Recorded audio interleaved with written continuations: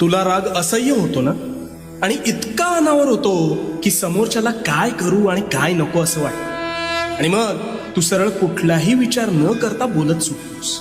हो ना? पण हा राग म्हणजे तू स्वतःच स्वतःभोवती लावलेली आग आहे, हे तुला ठाऊक आहे का?